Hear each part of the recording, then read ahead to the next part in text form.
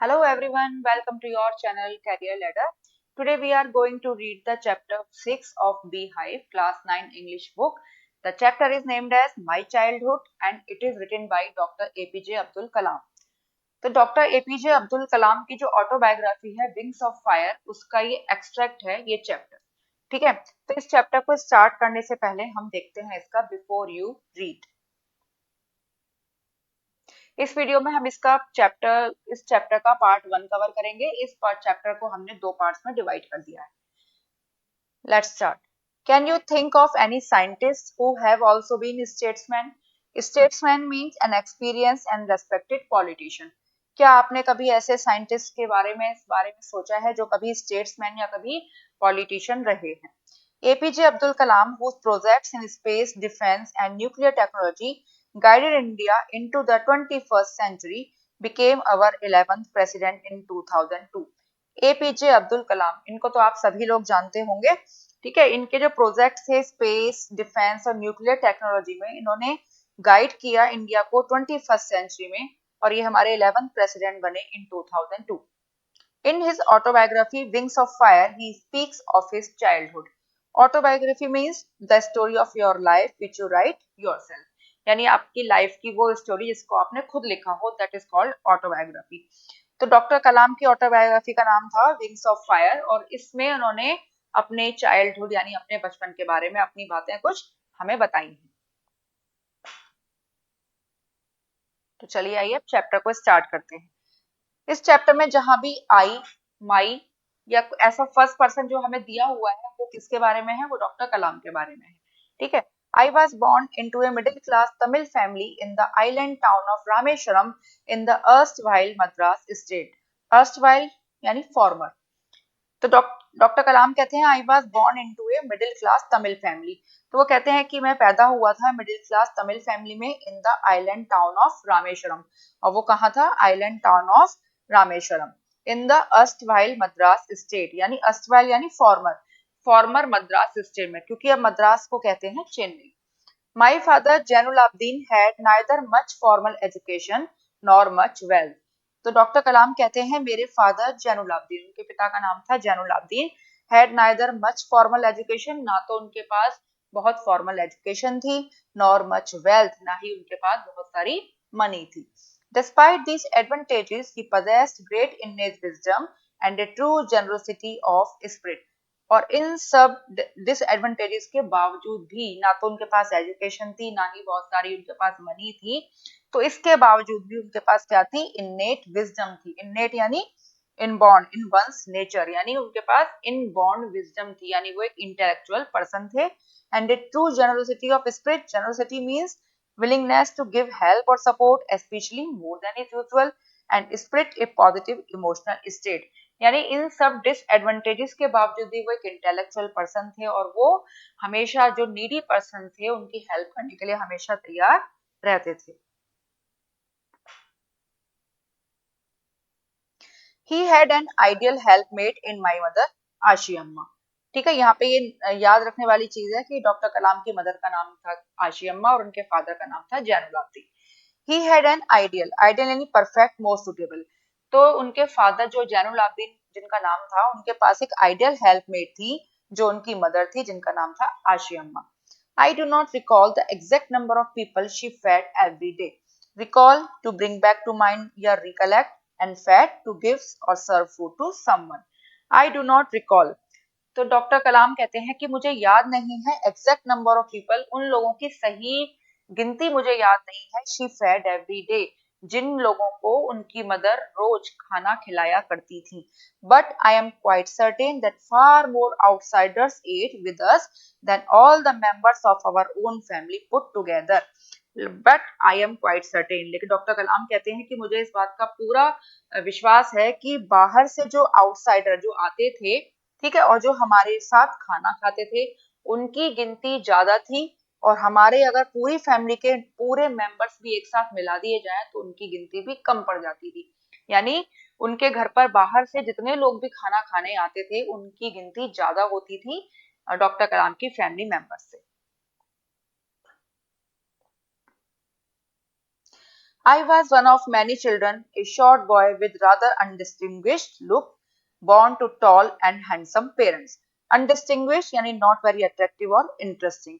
तो डॉक्टर कलाम कहते हैं कि I was one of many children, मैं कई सारे बच्चों में से एक था, और क्या था, एक शॉर्ट बॉय यानी जिनकी हाइट कम थी, विद रादर अनडिस्टिंग्विश्ड लुक्स, जो बहुत ज्यादा अट्रैक्टिव लुक्स उनके नहीं थे, born to tall and handsome parent, जबकि उनके जो पेरेंट्स थे वो टॉल थे और हैंडसम थे.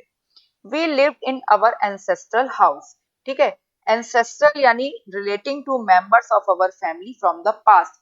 We lived in our ancestral house यानी हम अपने पूर्वजों के घर में रहा करते थे, which was built in the middle of 19th century, जो 19th सेंचुरी के मिडिल में बनवाया गया था.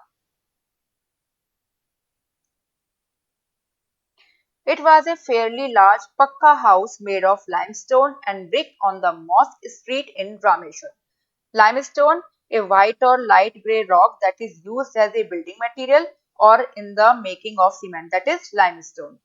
तो डॉक्टर कलाम कहते हैं जो उनका घर था, जो उनका एंसेस्ट्रल हाउस था, वो कैसा था, वो पक्का हाउस था. वो बना हुआ था लाइमस्टोन का और ब्रिक यानी ईंटों का, और वो सिचुएटेड कहाँ था, mosque street in Rameshwar. My austere father used to avoid all the inessential comforts and luxuries. Austere यानी simple, strict यानी serious, and inessential not essential या not necessary. तो वो कहते हैं, डॉक्टर कलाम कहते हैं, माई ऑस्टियर फादर यानी इनके जो फादर थे वो स्ट्रिक्ट थे, सीरियस थे, but simple. Use to avoid all inessential comforts and luxuries. तो उनके जो फादर थे वो उन सभी कंफर्ट्स और लग्जरीज को अवॉइड करते थे जो जरूरी नहीं हुआ करते थे. However, all necessities were provided for in terms of food, medicine और clothes. लेकिन उन लेकिन फिर भी क्या था, जितनी भी आवश्यकताएं थी, जितनी भी नेसेसिटीज थी, वो सब पूरी हो जाती थी, चाहे वो फूड हो, मेडिसिन हो या क्लोथ्स हो. In fact, I would say mine was a very secure childhood, both materially and emotionally. तो वो कहते हैं डॉक्टर कलाम कि मेरा जो बचपन था, मेरा जो चाइल्डहुड था, बहुत सिक्योर था, बहुत सेफ था, मेटीरियली भी and emotionally. Materially in the sense कि फूड, मेडिसिन, क्लोथ सब कुछ प्रोवाइड होते थे, ठीक है, लग्जरीज ना होने के बावजूद भी. एंड इमोशनली, इमोशनली का मतलब कह सकते हैं आप लव या अफेक्शन जो उनको अपने पेरेंट्स से मिला.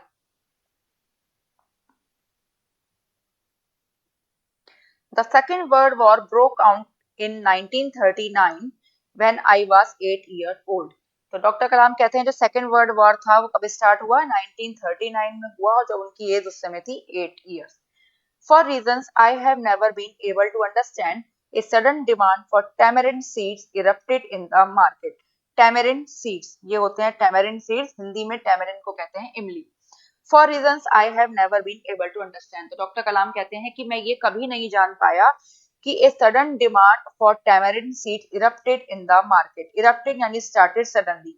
क्योंकि मार्केट में उस समय क्या हुआ था, जो इमली के बीज थे, tamarind seeds थे, उनकी डिमांड अचानक से मार्केट में बढ़ गई. I used to collect the seeds and sell them to a provision shop on Mosque Street.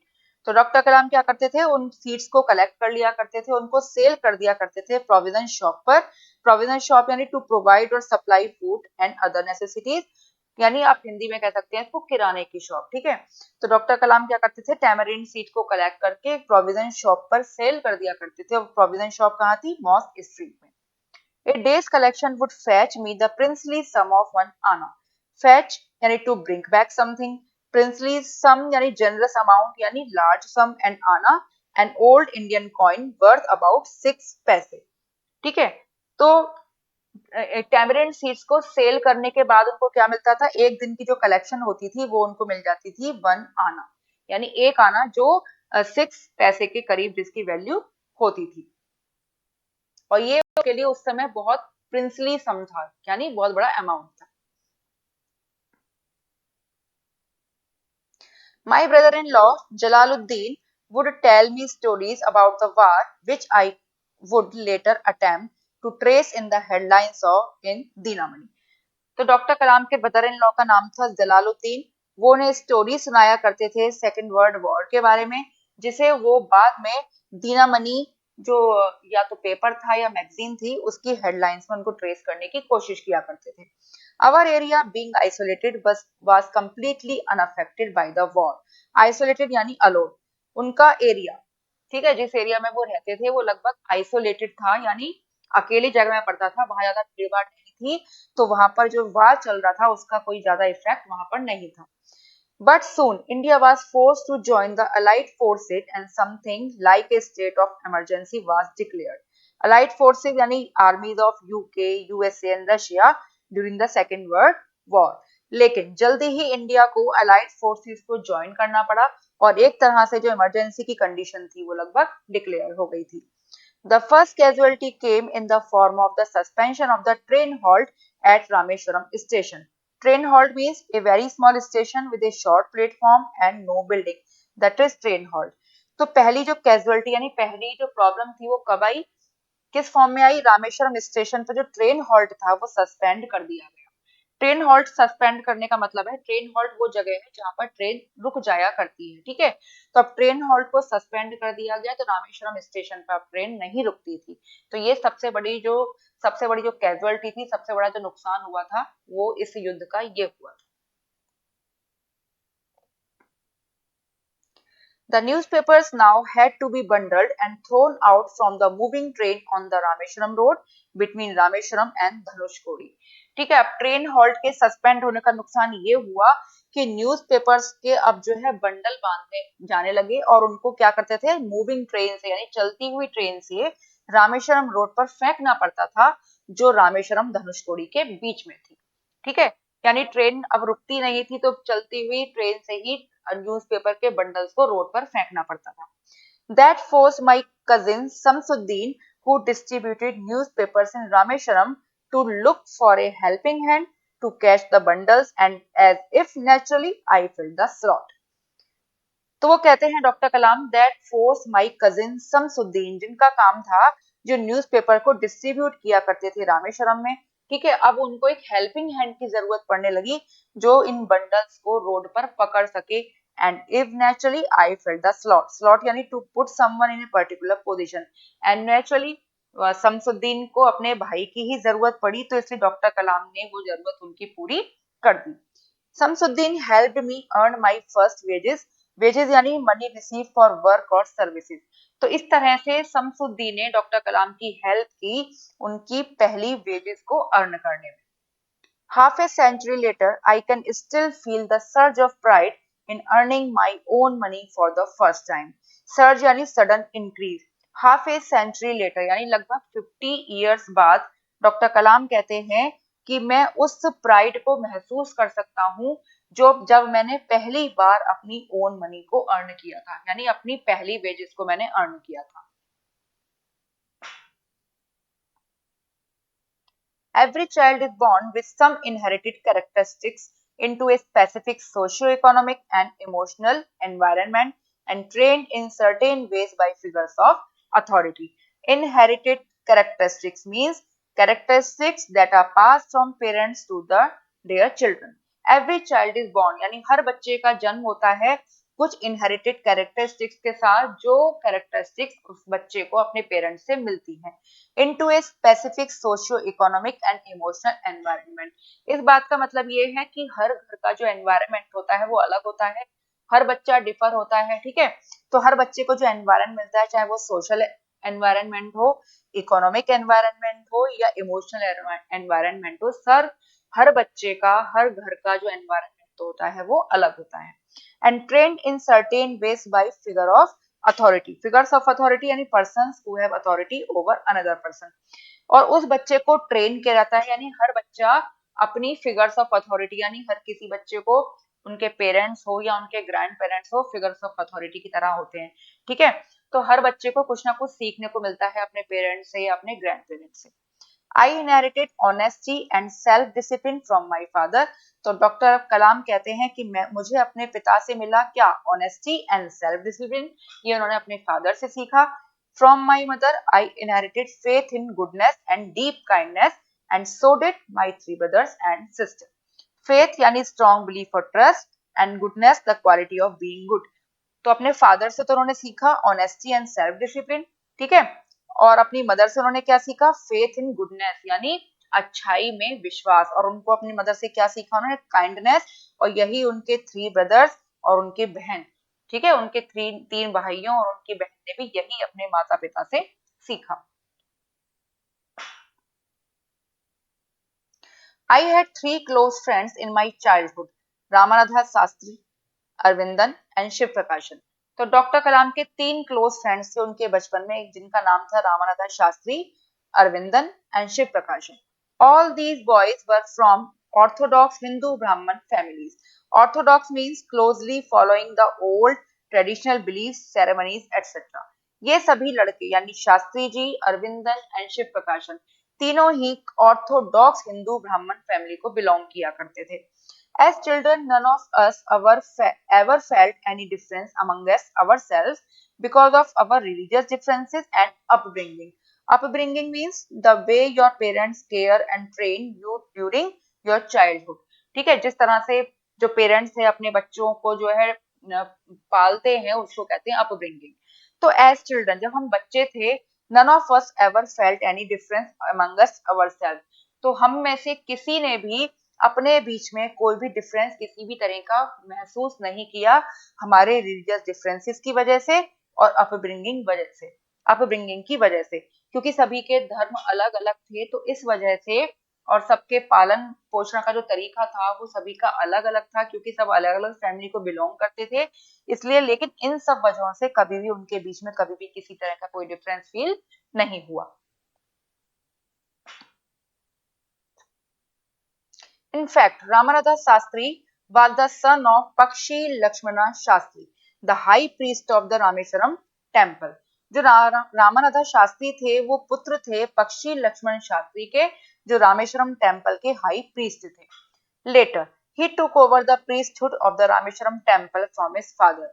बाद में जो रामानाथा शास्त्री हैं उन्होंने अपने पिता के बाद यानी अपने पिता से रामेश्वरम टेम्पल का जो प्रीस्टहुड है वो ले लिया, यानी वो उनकी जगह पर रामेश्वरम टेम्पल के प्रीस्ट हो गए। Arvindan went into the business of arranging transport for visiting pilgrims. Pilgrims means a person who travels a long way to visit a religious place, यानी तीर्थयात्री। ठीक है, तो जो अरविंदन थे उन्होंने वो किस काम को करने लगे, तीर्थयात्री जो आते थे उनके लिए ट्रांसपोर्ट को अरेंज करने का जो बिजनेस था वो उन्होंने किया अरविंदन ने। And Shiv Prakashan became a catering contractor for the Southern Railways. Catering activity of providing food and drink to a large number of people, and contractor is a person who does work of other people of agreement. और जो शिव प्रकाशन थे वो southern railways के लिए catering contractor का काम करने लगे।